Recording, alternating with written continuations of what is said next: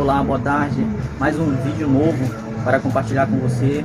Você que me acompanha nas redes sociais, no Instagram, Facebook, YouTube.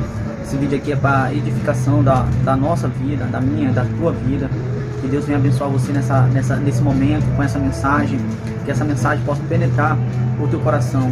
Quero compartilhar um texto com você que se encontra no livro dos Atos do Apóstolo ou Atos do Espírito Santo. E no versículo 27 narra uma história que aconteceu na vida do apóstolo Paulo. Ali, após ele ter já sido preso por pregar a palavra de Deus ali em Jerusalém e fazendo as missões, os judeus começaram a odiar cada vez mais Paulo, e Paulo chega a ser preso pelos romanos ali pela vontade de Deus. Paulo foi preso, foi levado para algumas cidades, dentre elas chegou aí a Roma, e de lá Deus conduziu Paulo para essa cidade onde nós vamos estar lendo agora. O epígrafo do texto fala: Paulo embarca para Roma. Então foi determinado, Atos 27, então foi determinado que navegássemos para a Itália. Paulo e alguns outros presos foram entregues a um centurião chamado Júlio, que pertencia ao regimento imperial. Embarcamos no navio de Adrimítio, que estava prestes a navegar para alguns portos pela costa da província da Ásia, e saímos ao mar. Estava conosco Aristarco, um macedônio de Tessalônica. No dia seguinte chegamos a Sidom, e Júlio, num gesto de bondade para com Paulo, consentiu-lhe que fosse visitar seus amigos e receber dele o suprimento de suas necessidades. Vamos ficar até aqui. O texto, ele é uma história que aconteceu na vida do apóstolo Paulo, e nas suas missões, em seu ministério. Paulo foi levado ao cativeiro, aqui é onde a gente podemos estar percebendo, lendo, e após ter testemunhado acerca de Cristo Jesus para alguns imperadores, para alguns governadores, como Festo, entre outros, que foram ver Paulo, conversar com Paulo, querer entender Paulo, e Paulo teve a oportunidade de pregar o reino dos céus para esses grandes e poderosos. Paulo foi ali direcionado para ir a Roma. E Paulo, nessa intenção dos governadores, nessa intenção dos poderosos em levar Paulo a Roma, justamente para ser ouvido pelo imperador. O imperador, que nessa época ainda era, se eu não me engano, César, ainda era o imperador César. César era um título dos imperadores que viveram ali naquela monarquia que veio desde o tempo de Jesus. O imperador César não é um nome dado a uma pessoa, mas era como se fosse um título poderoso, ou seja, o maior título que uma pessoa poderia chegar no patamar de hierarquia, César. E Paulo, apelando para César ali, sendo interrogado pelo Festo, por Félix, Paulo apela para César, justamente para não ser morto pelos sacerdotes, pelos judaizantes que queriam a morte de Paulo. Paulo sai e apela para César, e ele é conduzido até Roma. E nessa sua viagem, vamos dizer assim, Paulo, ele é colocado nas mãos de Júlio, um centurião, como aqui foi lido.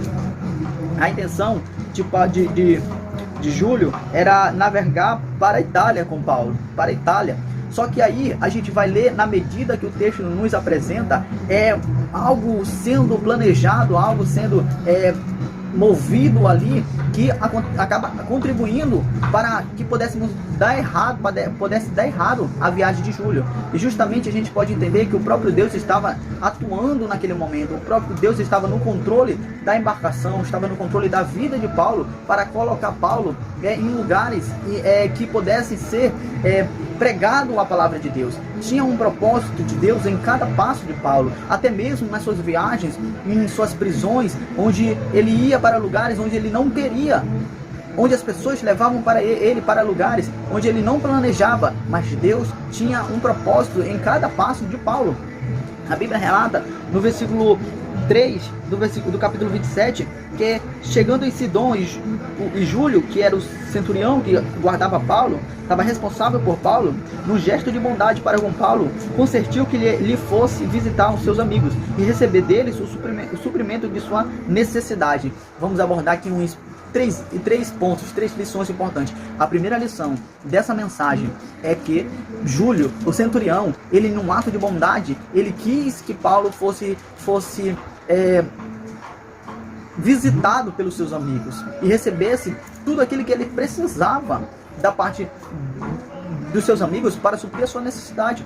O que me chama a atenção é que Paulo era um preso como qualquer outro preso nos olhares humanos. Paulo era uma pessoa como qualquer outra pessoa nos olhares humanos, mas tinha algo especial em Paulo, que era justamente a mão do nosso Deus. Tinha o Espírito de Deus na vida de Paulo, tinha um propósito, tinha o diferencial de Deus na vida de Paulo. Paulo poderia ser um preso comum para os seres humanos, mas aos olhos de Deus ele era um preso valioso, ele era um preso, uma testemunha, e tinha ali a proteção e a bondade de Deus sobre a sua vida, capaz de converter os corações endurecidos, capaz de mudar as cenas para que as coisas viessem contribuir para o seu bem, como a própria palavra de Deus diz, que todas as coisas contribuem para o bem daqueles que amam a Deus e que são chamados segundo o seu decreto. O próprio Paulo fala isso em uma das suas cartas, que todas as coisas contribuem para o bem daqueles que amam a Deus e são chamados segundo o seu decreto. Então Paulo fala isso porque ele sabia, ele sentiu, ele viveu em sua pele o amor de Deus, o poder de Deus, a bondade de Deus, a ajuda, o auxílio de Deus sobre a sua vida. Então, Paulo tinha esse privilégio. O que eu quero te dizer neste momento é que alguns privilégios, eles chegam para os crentes de Deus. Alguns privilégios, eles são de particularidade para aqueles que vivem na presença de Deus. Porque Deus é um Deus tão bom que ele é capaz de te fazer brilhar em meio a situações difíceis. Deus, ele é um Deus tão bom que ele é capaz de mudar o cenário, a circunstância e até mesmo o coração de pessoas a respeito de você, a respeito de mim, a respeito daqueles que servem a Jesus Cristo de Nazaré. Deus convence, Deus converte, Deus muda, Deus cria por amor a mim e por amor a ti. Nenhum mal te sucederá, nem peste alguma chegará à sua tenda. Ou seja, o que eu quero te dizer, o povo de Deus, ele tem um privilégio.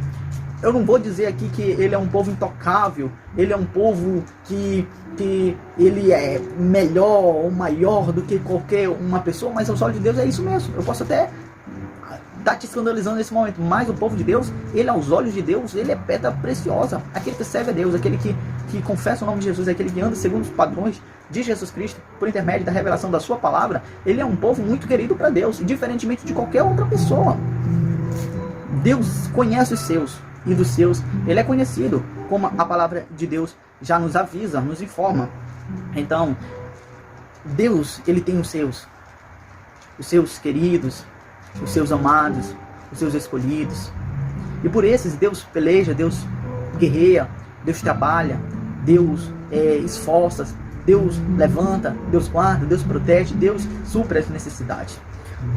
Ainda adiante, a Bíblia diz que partindo ele dali, o vento começa a ser ao contrário. Aquela embarcação, ela tinha um destino para ir para a Itália, ela tinha um propósito de ir para a Itália, ela tinha a sua navegação de acordo para ir à Itália. Só que o vento, o mar, a tempestade começa a empurrar a embarcação para outros lugares.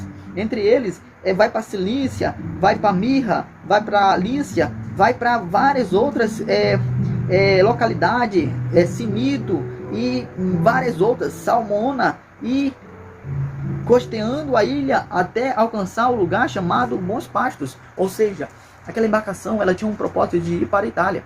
Só que os ventos, as tempestades, o mar empurrava aquela embarcação para outros lugares. Paulo estava dentro da embarcação e Paulo estava com a presença do Senhor, com Jesus Cristo, junto consigo. Não se apartava dele o Espírito Santo, não se apartava dele a vontade, a bondade e a mão do Senhor o acompanhando por toda a sua trajetória. Então, o que eu posso perceber daí é 2 lições que eu posso tomar. Deus, ele dá tempo para Paulo. Dá tempo para Paulo. Deus não queria que ele chegasse logo à Itália. Deus estava preparando algo. Deus estava fazendo algo. Deus estava mostrando aos olhos do centurião, do piloto do barco, vamos dizer assim, e de todos os que estavam embarcados naquele navio, Deus estava mostrando para eles, estava dando tempo para eles, para que eles pudessem ter a oportunidade de ver o Evangelho de Cristo sendo pregado e vivido na vida de Paulo. Deus tinha um propósito naquela, vamos dizer assim, naquela dificuldade. Deus tinha um propósito naquela falta de perder o tempo. Para eles poderiam pensar que eles estavam perdendo o tempo. Para eles podiam pensar que estava dando errado, que eles não iam chegar a tempo, que o propósito deles não era estar naquele lugar, mas Deus tinha o controle daquela situação e Deus queria fazer algo através daquela situação. Muitas das vezes eu olho para os dois lados, tanto para o propósito de Deus na vida de Paulo, o ministério de Deus na vida de Paulo, como também o propósito de Deus na vida daquelas pessoas. É a vontade de Deus para aquelas pessoas ouçam o Evangelho de Cristo Jesus. Assim Deus faz. Às vezes nós, como servos de Deus, pretendemos ir para uma tal localidade, uma tal circunstância, fazer algo, e nós acabamos de ser frustrados, ou então a gente nunca chega ao nosso destino logo, rapidamente. A gente põe desejos, vontades e propósitos dentro de nós, sonhos, que a gente acaba custando tanto chegar àquele objetivo. E a vontade de Deus, muitas das vezes nos levando para lugares que a gente não quer, é para que a gente venha pregar a palavra de Deus, é para que a gente possa ser testemunha de Cristo Jesus, é para que as pessoas possam conhecer Cristo através da minha e da tua vida. Não se pergunte de forma indagando Deus por que nós vivemos momentos difíceis, porque quando a gente quer ir para um lugar, parece que as coisas dão errado e a gente vai para outros lugares. A gente pretende fazer uma coisa e na verdade algo dá errado e a gente acaba fazendo outra coisa.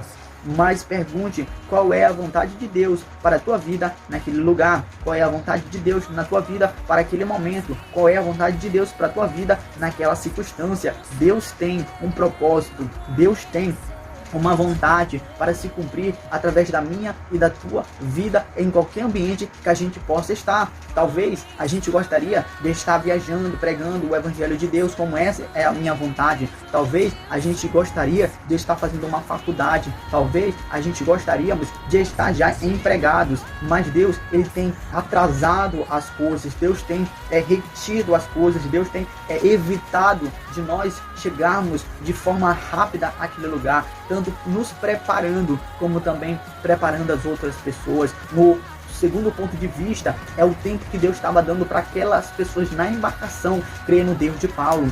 Eles ali estavam tendo uma oportunidade de ver na vida de Paulo e através da boca de Paulo o Evangelho sendo pregado, e através desta pessoa, através de Paulo, eles iam conhecer a Jesus Cristo de Nazaré. Eles iam desenvolver uma fé em Cristo Jesus de Nazaré. Então, Deus trabalha tanto em benefício da nossa vida, do nosso ministério, como também na vida das outras pessoas. Porque por mais que nós possamos ser instrumentos de Deus, pessoas que possuem uma intimidade com Deus, a vontade de Deus é que através de nossas vidas, outras pessoas também possam ter a mesma intimidade, outras pessoas possam ter um encontro, a fé, conhecer Jesus Cristo através da minha e da tua vida. Deus tem dado a oportunidade para aqueles homens daquela embarcação e para Júlio, o centurião que estava no comando daquela embarcação. A vontade de Deus é que pessoas venham se converter, pessoas venham receber, pessoas venham ver e viver